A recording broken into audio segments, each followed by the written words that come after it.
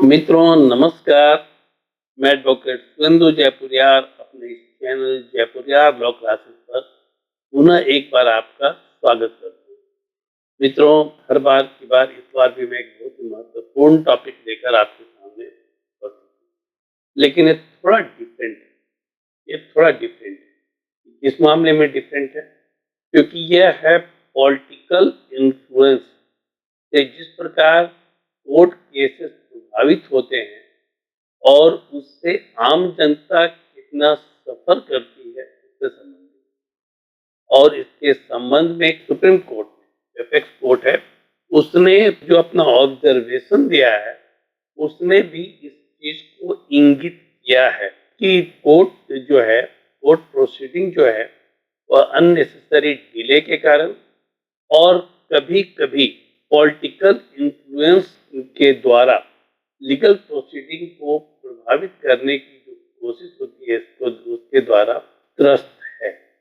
इस बात को सुप्रीम कोर्ट ने भी स्वीकार किया है। यहाँ पर मित्रों, हम यह जानते हैं कि हमारा जो सिस्टम है, जो हमारा कॉन्स्टिट्यूशन है, हमारा जो सिस्टम है, उसमें एग्जीक्यूटिव, लेजिस्लेचर और जुडिशियरी तीनों की अलग अलग भूमिका है और तीनों जो हैं वो आप स्वतंत्र रूप में अपना काम करते हैं। तीनों जो है स्वतंत्र रूप में अपना काम करते हैं। लेकिन हाल के दिनों में यह देखा गया है कि जो लेजिस्लेचर है, उसके जो प्रतिनिधि हैं, जो पॉलिटिकल पर्सन है, वह एग्जीक्यूटिव कार्यों में तो हस्तक्षेप करते ही हैं और साथ ही साथ लीगल प्रोसीडिंग में भी हस्तक्षेप करने की कोशिश करते हैं, जिसके चलते केस में डिले होता है। अब यह सवाल ये उठता है कि जब यह तीनों को अलग अलग अपनी स्वतंत्रता प्राप्त है तो यह हस्तक्षेप होता कैसे, खासकर जुडिशरी में हस्तक्षेप होता कैसे। कि हम इस बात को जानते हैं कि जो कोर्ट का सिस्टम है और जो कोर्ट है वहां पर क्रिमिनल केसेस सरकार लड़ती है, क्योंकि सरकार व्यक्ति के पक्ष में लड़ती है, जो विक्टिम है उसके पक्ष में लड़ती है और जो आरोपी है उसके खिलाफ में लड़ती है, उसके खिलाफ में खड़ी होती है, क्योंकि स्टेट की यह ड्यूटी है कि वह जनता को प्रोटेक्शन दे और यदि किसी के खिलाफ कोई अपराध होता है तो उसके लिए दोषी जो है वो कौन है, वो सरकार है। और सरकार तब ऐसी स्थिति में उसके पक्ष में खड़ी होती है, जो विक्टिम है उसके पक्ष में खड़ी होती है और जो एक्यूज है उसके खिलाफ में वह केस लड़ती है। इसका मतलब साफ हुआ कि स्टेट जो है अपने वकील के माध्यम से अपने पक्ष को रखती है। यहाँ पर ही प्रॉब्लम है। अब जब सरकार जो है अपने पक्ष को रखती है अपने वकील के माध्यम से, पब्लिक प्रोसिक्यूटर के माध्यम से, असिस्टेंट पब्लिक प्रोसिक्यूटर के माध्यम से, और उसका वेतन सरकार के द्वारा मिलता है, सरकार में पॉलिटिकल व्यक्ति बैठे हुए हैं, सरकार में जो पॉलिटिकल व्यक्ति बैठे हुए हैं उनका यदि इंटरेस्ट किसी केस में होता है तो वो पब्लिक प्रोसिक्यूटर को इस केस में अननेसेसरी डेट लेने, अननेसेसरी डिले करने का परामर्श देते हैं और जिसके चलते केस में देरी होती है, केस के प्रोसीडिंग में देरी होती है, केस के डिस्पोजल में देरी होती है। दूसरा एक और भी प्रावधान है, वह हमारे सीआरपीसी में ही दिया हुआ है। सीआरपीसी जो कि बीएनएसएस हो गया है उसमें ही दिया हुआ है। सीआरपीसी में यह बहुत ही स्पष्ट तौर पर सेक्शन 321 में कहा गया है कि यदि पब्लिक प्रोसिक्यूटर जो है या प्रोसिक्यूशन यदि चाहे तब ऐसी स्थिति में वह किसी भी केस को विड्रॉ करने का आवेदन कोर्ट के सामने दे सकता है और कोर्ट यदि इस पर अपनी सहमति देती है तब ऐसी स्थिति में वह केस विड्रॉ हो जाता है। मैंने जैसा आप लोगों को बताया सीआरपीसी के सेक्शन 321 में यह प्रावधान किया गया और अब बीएनएसएस भारतीय नागरिक सुरक्षा संहिता के सेक्शन 360 में यह प्रावधान किया है। आप यह देखते होंगे कि बहुत सारे ऐसे क्रिमिनल जो बाद में जनप्रतिनिधि बन जाते हैं उनके खिलाफ में केस चल रहा है, मर्डर केस चल रहा है, बहुत सारे और तरह के केस चल रहे हैं, या फिर वह व्यक्ति बहुत ही प्रभावशाली है जो कि जनप्रतिनिधि के माध्यम से केस को प्रभावित कर सकता है, तब ऐसी स्थिति में वह गवर्नर के माध्यम गवर्नर को आवेदन देता है कि इस केस को विड्रॉ करने की आवश्यकता है। और स्टेट के जो गवर्नर हैं वह डीएम को लिखते हैं, उस जिले के डीएम को लिखते हैं, क्योंकि प्रोसिक्यूशन का हेड जो होता है वो तो डीएम ही होता है, क्योंकि वहाँ पर एग्जीक्यूटिव हेड डिस्ट्रिक्ट में डीएम ही है। डीएम को लिखते हैं कि वह पब्लिक प्रोसिक्यूटर को इस केस को विड्रॉ करने के लिए एक एप्लीकेशन फाइल करने का आदेश जारी करे। और ऐसी स्थिति में पब्लिक प्रोसिक्यूटर पूरी तरह से जो एग्जीक्यूटिव के अधीन है वो वहाँ पर आवेदन देता है। और कोर्ट को यदि लगता है, यदि कोर्ट को लगता है, न्यायपालिका को यदि लगता है, न्यायाधीश को यदि लगता है कि यह केस को विड्रॉ किया जा सकता है, तब ऐसी स्थिति में वो परमिशन दे देते हैं। लेकिन उनको यह पावर है कि उस चीज को इवेल्युएट करे। और यह मामला 2017 के पहले, मेरे कहने का मतलब है कि योगी सरकार के यूपी में आने के पहले वहाँ की जो सरकार थी वह बहुत ही ज्यादा इन्फ्लुएंस करती थी इस तरह के केस को विड्रॉ करने के लिए, और बहुत सारे केसेस विड्रॉ होते भी थे। यहाँ मैं यूपी के ही केस की चर्चा कर रहा हूँ। ऐसे और स्टेट में भी होते हैं, क्योंकि प्रावधान है, अन्य स्टेट में भी होते ही होते हैं, लेकिन वहाँ पर उस समय में ज़्यादा हो रहा था, जिसके चलते वहाँ पर ही यह निर्णय सबसे ज़्यादा लिया जाता था गवर्नर के द्वारा, और यह मामला फिर आगे बढ़ता था। यदि को प्रोटेस्ट करते थे तो ऐसी स्थिति में वो रद्द भी होता था। ऐसा ही एक मामला है यूपी का ही, जहाँ पर छोटे सिंह नाम का एक व्यक्ति, जिसके ऊपर हत्या का आरोप था, वह व्यक्ति 2007 में एमएलए बन गया। यूपी लेजिस्लेटिव असेंबली में वह चुन लिया गया, और चुनने के बाद पहला काम उसने किया कि उसके और उसके दोस्तों के ऊपर जो केस चल रहा था लोअर कोर्ट में, जिसमें हत्या का आरोप था, उसने अपने केस को विड्रॉ करने के लिए गवर्नर को आवेदन दिया। गवर्नर ने 2008 में अपना एक लेटर निकाला डीएम के नाम से, और जिसमें छोटे सिंह को, जो कि उस समय एमएलए था, 2007 में एमएलए बन गया था, उसके केस को विड्रॉ करने का आवेदन देने की बात कही गई। पब्लिक प्रोसिक्यूटर ने वहां पर आवेदन दे दिया 2008 में। बाद में गवर्नर ने अपने इस लेटर को मॉडिफाई किया, क्योंकि उसमें अन्य भी आरोपी थे। उन आरोपियों को भी केस को विड्रॉ करने का परमिशन गवर्नर से मिल गया, और पब्लिक प्रोसिक्यूटर ने उन अन्य आरोपियों, जो 9 और आरोपी थे, उनके भी विड्रॉल के लिए आवेदन को फाइल कर दिया न्यायालय ने इन सारे केस को सुना, इन सारे आवेदनों पर विचार किया, और विचार करने के बाद छोटे सिंह जो कि एमएलए थे, उनके पब्लिक इमेज को देखते हुए, चूंकि वह जनप्रतिनिधि थे और उनका एक इमेज पब्लिक में अच्छा था, और ऐसा कोर्ट का मानना था, क्योंकि ये इमेज अच्छा है इसलिए वह जनप्रतिनिधि बने, एमएलए बने हैं, इसीलिए उसके आवेदन पर विचार कर उसे विड्रॉ करने का परमिशन दे दिया। लेकिन 9 अन्य आरोपियों के ऊपर जो आरोप थे, उसे विड्रॉ करने का परमिशन नहीं दिया, मतलब कि उसे रिजेक्ट, उन आवेदनों को रिजेक्ट कर दिया। इसके खिलाफ ये जो 9 आरोपी थे, उन्होंने हाईकोर्ट में क्रिमिनल रिवीजन का केस फाइल कर दिया। दूसरी ओर यह देखिए, चूंकि छोटे सिंह के केस में विड्रॉल हो चुका था, उसे रिहा करने का आदेश हो गया था, वह रिहा हो गया था। उस जजमेंट के खिलाफ जो डिसीज था, उसकी वाइफ चली गई क्रिमिनल रिवीजन में हाईकोर्ट में। अब देखिए, एक और जो था जिनका रिजेक्ट हुआ था, वे हाईकोर्ट में गए क्रिमिनल रिवीजन में, और दूसरी ओर जिसको अलाउ हुआ था, उसके खिलाफ जो विक्टिम की वाइफ थी, वह चली गई हाईकोर्ट।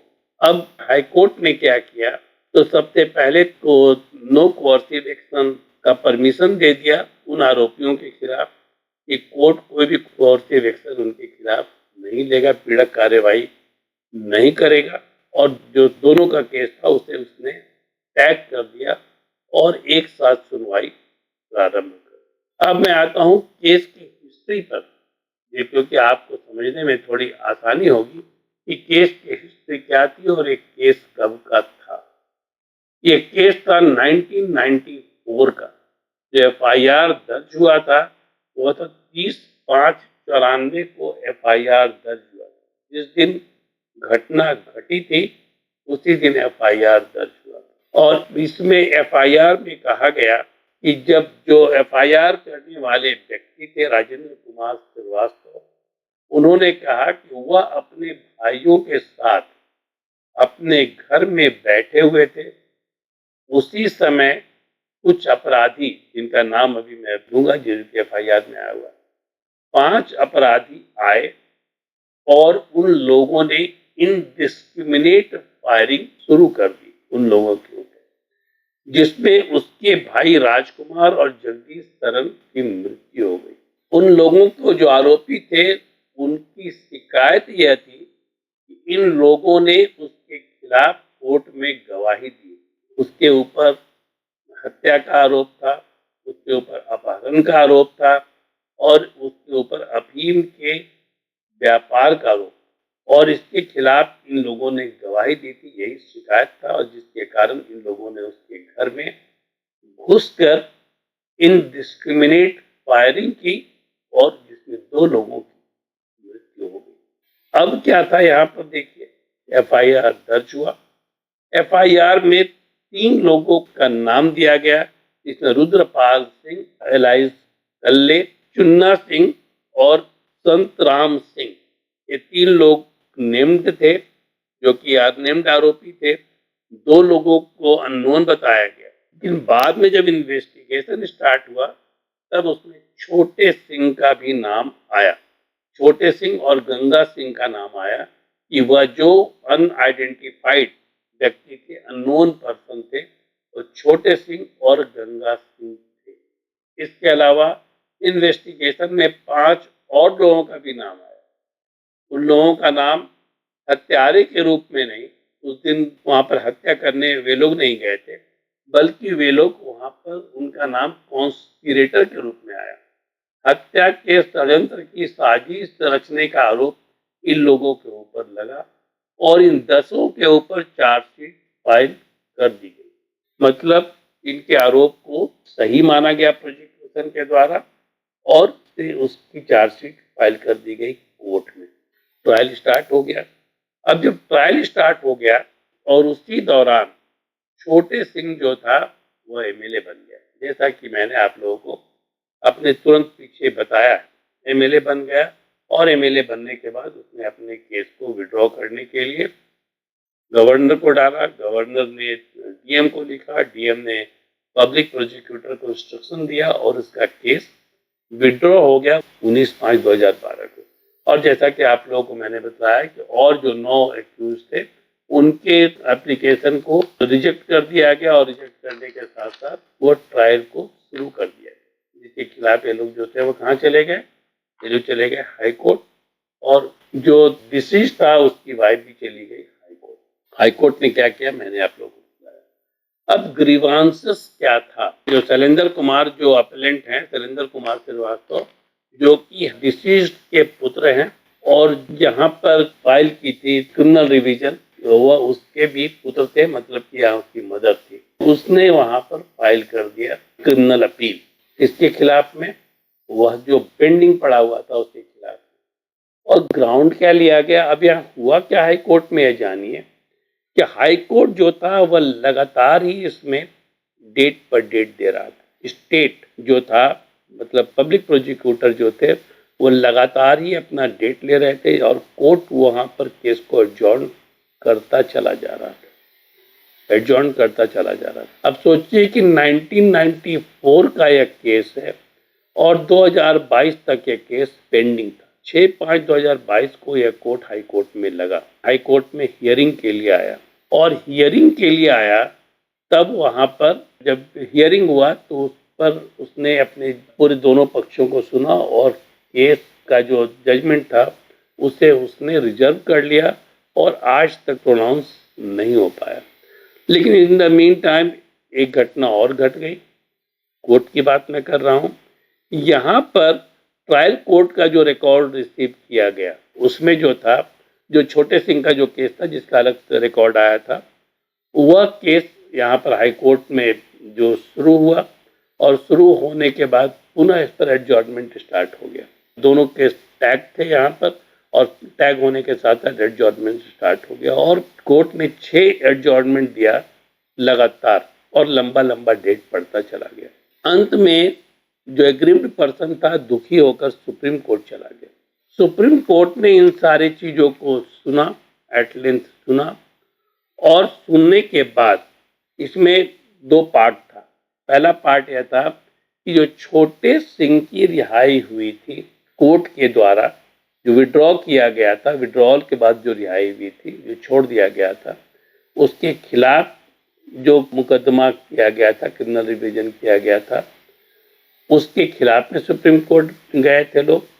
और दूसरा प्रेयर क्या था इसमें कि जो अननेसेसरी डिले हो रहा है, उस डिले के चलते हम सफ़र कर रहे हैं, तो इंस्ट्रक्शन दिया जाए डिले को लेकर कि जल्द से जल्द केस की सुनवाई की जाए। अब यहाँ पर क्या हुआ, सुप्रीम कोर्ट ने सुना, सुनने के बाद उसने रिस्पोंडेंट नंबर 2 जो कि छोटे सिंह था उसको नोटिस इशू किया।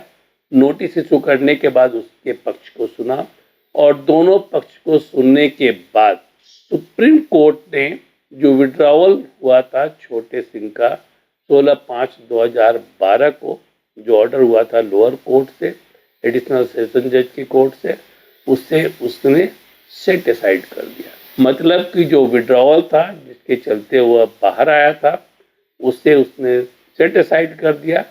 मतलब कि ट्रायल पुनः शुरू होगा और पुनः ट्रायल करने की इजाज़त दे दी और रीवैल्यूएट करने की इजाज़त दे दी और रीवैल्यूएशन के बाद जल्द से जल्द सुनवाई करने का आदेश दिया। दूसरा पार्ट जो था जो अननेसेसरी डिले का था और सुप्रीम कोर्ट ने अन्य एप्लीकेशन पर, जिसमें कि यह कहा गया था कि वह उनका रिजेक्शन, जो 9 और लोग थे, रिजेक्शन जो है वो इलीगल है, वह भी पिटीशन वहाँ पर था लेकिन प्रेयर नहीं था, उसको उसने सुनने से इनकार कर दिया क्योंकि वह पक्ष वहाँ पर अपीयर हुआ ही नहीं था, वह पक्ष अपनी बात को तो रखा ही नहीं था। दूसरा पार्ट जो अननेसेसरी डिले का था उसमें सुप्रीम कोर्ट ने यह कहा कि जो अननेसेसरी डिले है यह बहुत ही खतरनाक है और बिना किसी कारण के जो डिले किया जाता है जिससे जस्टिस पर लोगों का संदेह पैदा हो जाता है, न्याय पर संदेह पैदा हो जाता है। जस्टिस से मतलब मेरा यहाँ पर जज से नहीं है, मेरी पूरी न्यायपालिका से है, न्यायिक व्यवस्था से। तो न्यायिक व्यवस्था पर एक संदेह पैदा हो जाता है, इसको अवॉइड किया जाना चाहिए और उसने हाई कोर्ट को इंस्ट्रक्शन दिया कि जल्द से जल्द इस केस की सुनवाई करे और सुनवाई करने के बाद जो भी अपना पक्ष है वह उसको क्लियर करे और साथ ही साथ उसने यह भी आदेश किया कि जल्द से जल्द इसकी सुनवाई करके ट्रायल कोर्ट में इसकी जो कॉपी है उसको भेज दी जाए और ट्रायल को पुनः वहाँ पर, जैसे छोटे सिंह का ट्रायल की बात थी, वो ट्रायल को पुनः वहाँ पर स्टार्ट किया जाए और साथ ही साथ इन लोगों का भी जो भी निर्णय होता है उसकी कॉपी को लोअर कोर्ट को भेज दिया जाए।